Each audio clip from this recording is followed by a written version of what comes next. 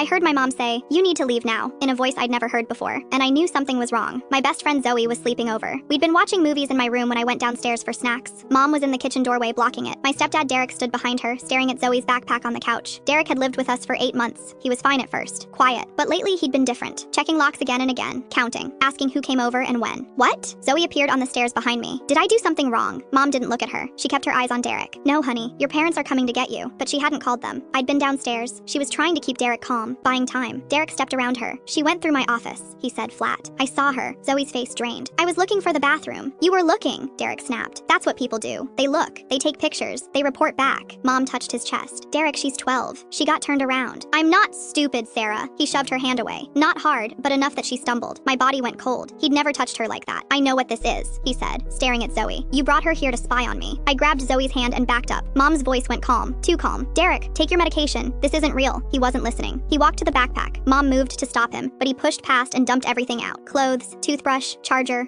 phone. He snatched the phone and held it out. "Unlock it." "Derek," Mom started. "Unlock it." His hand shook. "Show me what you sent." Zoe started crying. "I didn't send anything, I swear." I pulled her toward the stairs. "Mom, call her parents. Now." But Derek was between us and the front door, and Mom's phone was on the counter behind him. For a second, it felt like the house was holding its breath. Mom stepped closer. "Give me the phone. You're scaring the girls." "Good." He threw Zoe's phone against the wall. It shattered. "They should be scared. They're watching." He started yelling about cars outside, about people following him, and that's when I noticed Mom's running shoes, inside, all day, and her keys clipped to her belt loop, like she'd been ready for this. "Derek," Mom said softly, "I love you. You're having an episode. Sit down while I call Dr. Mitchell." He laughed. "Dr. Mitchell, another one of them." Then he turned toward the kitchen. Mom tensed like she'd seen a weapon, because in the kitchen, there were knives. "Girls," she said without looking away, "go to Riley's room. Lock the door. Now." We ran. Behind us, Derek shouted. Something crashed. Then glass. I locked my door and shoved my dresser against it with Zoe's help. My hands were shaking as I called 911. "My stepdad is having a breakdown," I said. "He's paranoid. He's breaking things. My friend is here." Then I heard my mom scream. Not words, just a sound. More crashing. Then silence. "Mom?" I pressed my ear to the door. Footsteps came up the stairs. Heavy, uneven. They stopped outside my room. A soft knock. "Riley?" It was Mom, but her voice sounded cracked. "I'm okay," she whispered. "I got him into the basement and shut the door.